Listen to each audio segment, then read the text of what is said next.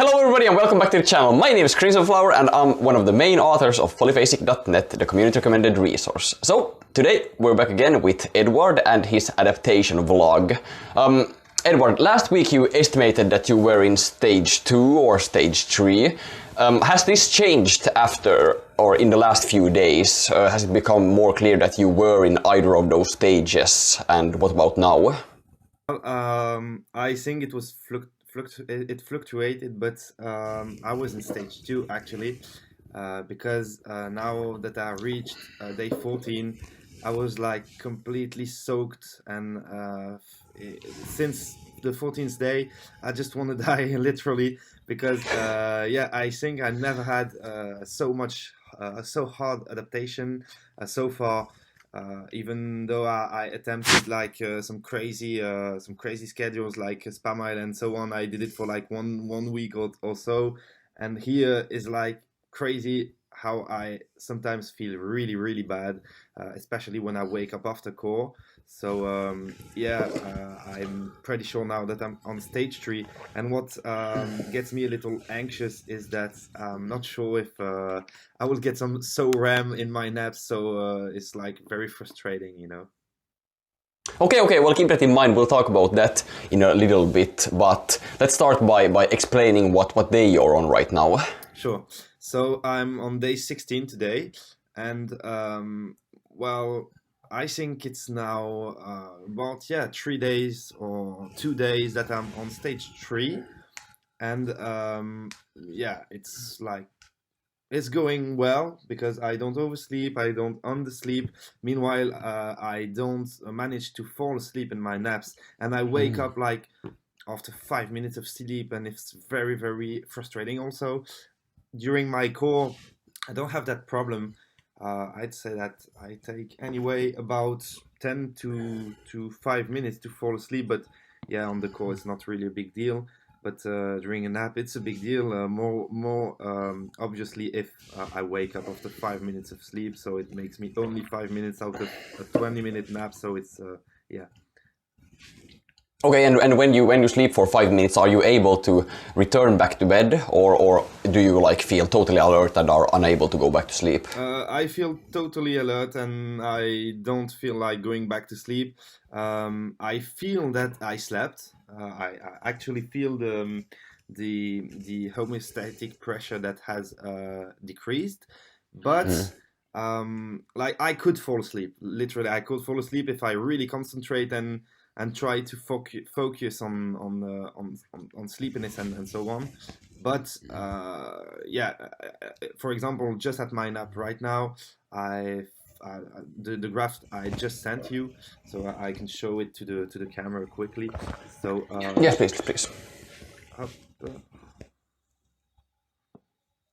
so here it is, and as we can see that I have I fell asleep only after about 6 to 7 minutes, and unfortunately I woke up like after about 6 or 7 minutes, and I nearly fell back asleep, but unfortunately it like most likely needs me to fall asleep in about like 5 or 10 minutes. So of course I wouldn't fall asleep in that amount of time. So that's it. Okay, sure. Have you noticed like your energy dips shifting place so that it's hard to fall asleep for some naps, and it's like you just missed your energy dip when you're supposed to take your nap or something like that? Yeah, that's it. In fact, I often have big energy dips, and I feel like I could take a nap and like maybe even have RAM naps at those moments. But yeah, when I like arrive to my nap, I'm completely sleepy, but I don't manage to fall asleep. It's a special feeling because I want to sleep, I'm tired, but I don't manage to fall asleep. And I remember like when I made some small changes during E1 Extended, that I had like some SOREM naps when I just changed my nap time, and it was a very pleasant nap. even though it was not at planned times that I used to nap at those moments. Yeah, I get it, and I feel your pain with the frustration of not being able to fall asleep for the naps, like just missing when you were supposed to, or when your energy dip, and then you're somewhat more alert but still unable to feel. And the worst moments are, of course, when you want to sleep but are unable to sleep, and that's a clear hallmark of stage 3, and I hope that it passes soon enough for you. Oh shit. Yeah, I mean, you probably didn't experience this on Everyman Extended, right? No, absolutely not. Yeah, it's because you're on a stricter or harder schedule. That's when these issues happen, especially when you have more than one nap. However, during A1 Extended, I had a little, like, slightly, really same feeling, but it was really much important. Like I had those small energy dips where I could fall asleep easily, and then when nap time came, I was like not able to fall asleep, but it was not a so huge big deal. In my opinion, I saw that as I have less than 5 hours total sleep time, I saw that of course I would fall asleep even after 3 or 4 weeks, as sleep depth has built. Of course I would fall asleep, but no, it's like I don't understand how it's possible to not fall asleep with a so high level of tiredness. I don't understand, and it's crazy. But well, if you tell me that it's normal, then I'm reassured. Yeah, absolutely. And I hope that, or you discussed that you still feel the drop in homeostatic pressure. How fast does it build up again after a light sleep nap? Is it like an hour or 2 hours, or how long are you able to keep going with that flow? Well, it really depends, in fact, because right now it's like about 40 minutes that I just woke up from my nap and I feel really good. Um, yeah, most of the time I'd say that my first real energy dip comes after between 1 hour to 3 hours. It really depends on how effective was my nap finally. Okay, sure, I understand that. That also sounds completely normal that you get such homeostatic alleviation, and I expect that once you get REM in your naps, you will be able to keep going even longer, and that's when the sort of hard parts are over. But yeah, let's talk about your week a bit. How has your week been? Can you tell me something special that happened since we last talked? Have you been able to stick to your schedule? Anything different? Well, the only thing that really changed is my discipline. Like, I talked a bit about discipline in the former videos, but not at that point. Like, on this adaptation, the discipline is like highly required because when I wake up in the morning, like I just base myself on discipline, and if I don't like rely on discipline, I will go back to sleep. I will micro sleep. I will sit and close my eyes. I will do things that I don't want to do because it will ruin my adaptation. So yeah, the only big change is really that I wake up straight away. I don't even like try to clean up some mess or something. Of course, I try to shut down my alarm clocks, otherwise my family will get completely mad.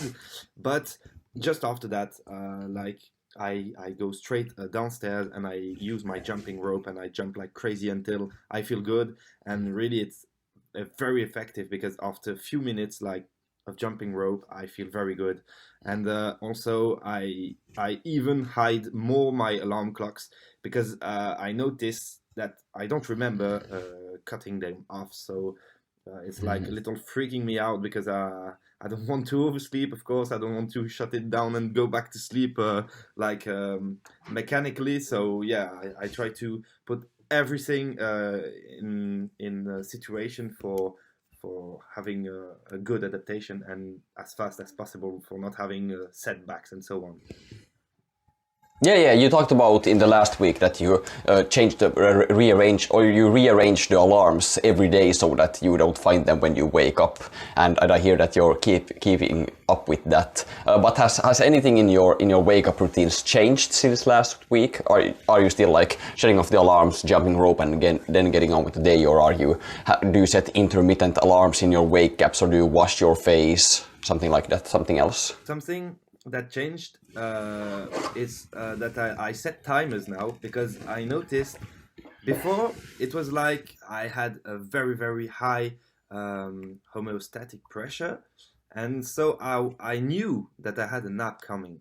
Now, like 4 days ago, since 4 days, I like don't experience any tiredness before my naps. So, like, I can work on my computer, and then I look at the time and I say, "Oh shit, it's nearly nap time." Or last time I just had that once where I was on my computer and sending a video to my associate. I don't know if you say that in English, like my colleague or something. I don't know how to say that. And while I was recording the video, I was watching the time and I saw 8 o'clock. I was like, damn, it's my nap time, this. And so I ran and I took everything, I put that on the ground, and I fell asleep like in 6 minutes. So yeah, it was a nap of about like 10 or 12 minutes. So it's not a big loss, but it's a big change now that I use like timers to be sure that I don't miss my nap times, because otherwise I work and then I miss the nap time. Okay, well that's really interesting to hear that you need to set reminders of your nap time, but I guess it's expected since your sleep dips are changing or rearranging themselves now in this stage. Okay, sure. You talked a bit about how your adaptation was right now compared to your Everyman 1 extended adaptation. You said that it's much harder, but can you go into more detail on that part? Much harder. I mean that it's very difficult to wake up. Sometimes, like, I'm on my computer just sitting and I have micro sleeps coming like crazy. And if I don't do something, I will fall asleep, obviously. So yes, it's quite annoying because it's often arrive when I don't want it to arrive, of course, when I'm with my girlfriend chilling or watching a movie or something. And sometimes I'm in my bed and I'm like watching a movie, like on Everyman 1 extended. I didn't have any issue watching a movie. Yes, I was a bit sleepy, but I did not have my eyes closing frenetically. But here, I'm watching a movie, and then after 20 minutes, I'm pretty sure that I will have my first micro sleep, and then I'm fighting against sleep like crazy, and I have to get up, like play with my balance board. I need to do push-ups, jumping jacks, and so on. Otherwise, I fall asleep. And it's very annoying. But yeah, I can't say that there is other real things that points out the difficulty of the schedule. If I had like a degree, if I had to multiplicate the difficulty between E1 and E4 extended, I'd say that yeah, E4 extended is like 4 or 5 times harder than E1 extended. Okay, that's also very cool to hear, and your girlfriend is still supportive of you doing this, and she accepts that you need to do jumping jacks when you're watching a movie, and she doesn't get mad at you, is that right? No, of course. But she often tells me that she will wake me up in the morning, and then I wake up in the morning and I see her sleeping like a baby, and she didn't try to wake me up at all. So I can't rely on my girlfriend, unfortunately. Okay, well that's unfortunate. Yeah. Okay, but you say that your schedule right now is about 5 times as difficult as your Everyman 1 schedule, and that's it's cool that you were able to quantify the difficulty in that way. And you also said that it manifests in like being more tired and having a more difficult time waking up. Okay, but in the beginning you talked about your sleep architecture a bit. Can you go into how that has changed since the last week? Yes, so I had one real REM nap, and in fact I didn't really have dreams in my naps before. Like I remember once I was going to school and I used to nap in my car just before school. Like I was parking down the school, I was napping in my car, and on E3 extended, I experienced it two naps where I had dreams that I recall pretty good actually, and here it was like the second or third time that I had this type of dream nap, but here it was very lucid, so it was nearly like if I was in dream, like conscious. I didn't realize that I was dreaming, but it was very very intense. And I was like riding on my electric scooter, like a very powerful electric scooter. I don't know why I had that. And I was on the motorway and saying, "Wow, it's so powerful." And then I woke up and I was like, "Shit, I was dreaming," and it was so good, so good. And I really missed that feeling. So yeah, my sleep architecture at that point is like shit because I don't have any REM in my naps.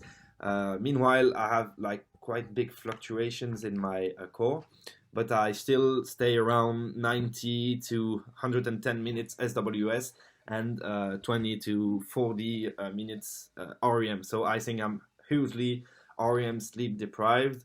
Uh, I, I tried to have a look a little, and you can correct me. No, I don't know if you can correct me or something. Sorry, Yeah. but I saw that after normally 8 to 10 days, you should have rebounds of SWS, then REM, then SWS, then REM. That's right. It depends on the schedule completely. That's the case with Everyman. You first you get non-REM 2 in your naps and REM 2 light sleep. Then you get a bit of SWS, then REM, then SWS, but it's hitting much harder. On your schedule, you have such a long core that I wouldn't expect many of your naps to contain SWS, at least not if you get 90 to 110 minutes of it in your core. So what's the situation with that? Are you getting SWS in your naps still, or have they moved to the core all the SWS? It really depends because I usually have like 1 or 2 minutes SWS at the maximum. Here, when I try to look at my graphs, I have 1 minute SWS out of 90 minutes of my nap. Here I have 4 minutes of SWS out of 90 minutes of my nap, and so on. In fact, I always have between 2 and 4 minutes SWS. Really at the end of my nap, so it's not SOSWS naps. I had only one in the beginning of my schedule, but yeah, it's like I don't know if we can say maybe that 20 minutes nap is not really a good nap time, a safe nap time for me. Maybe I should go down lower. Maybe 15 minutes would be a safe time, because each time I sleep for about 15 minutes, I'm sure that I won't have SWS. I'm always in light sleep. I try to see a little on my graphs, and each time I have SWS, it's about after 15 minutes, in fact. So maybe I would have like 10 or 1 or 2 minutes of SWS, but I'm not sure. I just have really sometimes about 6 to 8 minutes SWS, but it usually is for my midday nap or afternoon nap. Yeah, sure. That seems to be the experience, that most people don't get SWS in their morning naps. But I wouldn't suggest you shorten your naps at the moment, because you need to be able to get all the sleep you need, and you need to be like ready for the SOREM naps when they arrive, so that you don't start waking up prematurely from them. If this problem persists even after you get SOREM naps, of course you can shorten your nap times then, but what I'd say, you should stick with your schedule for now. Is it normal that I don't have like consistent REM naps? Even one, I didn't have any one REM nap like full of green, Well, since you're doing a gradual adaptation, it's a bit odd that you aren't getting SOREM in your naps very quickly. But I've seen this happen before. It's not very common, but it still happens. So I wouldn't worry about it too much, especially now since you're in stage 3 and everything's realigning itself. I expect that hopefully when we chat next week, you should have gotten REM in your naps already. Hopefully. Yeah, let's hope at least. Okay. Okay, sure. And has your core repartitioned any more sleep? Has your light sleep percentage decreased at all since you started this adaptation? Yeah, of course. Here, if I have a look, this night I had quite a lot of light sleep. I had 80 minutes of light sleep. Last night, 90. Here I have 57. So yeah, since I'm in stage 3, my light sleep kind of growed up. So I have more light sleep than on stage 2. Is it normal? I don't think I've seen that before. I think that in stage 3 especially, the light sleep usually decreases even more. But it could have something to do with everything being funky in stage 3. Stage 3 is a hard stage because everything is funky there. You get tired at the wrong times. You wake up feeling tired. You get tired everywhere. Your naps disappear, or your REM disappears from your nap. You get SWS in your nap. Everything becomes funky. So I get that's an uncommon thing that's happening. But I wouldn't worry about it too much. Okay. In fact, I have a core here, my first E1 extended core. I had way less light sleep than on my current cores. In fact, it's crazy. Okay. Well, that sounds really interesting. Yeah. So I have sure. Between 40 and 40 and 55 minutes of light sleep in the beginning of my E4 extended adaptation, and now I'm about at 90 minutes of light sleep, between 80 and 90 minutes. It's crazy. Yeah, it sounds really bonkers, but let's hope that it fixes itself soon and that you're able to decrease the light sleep even further.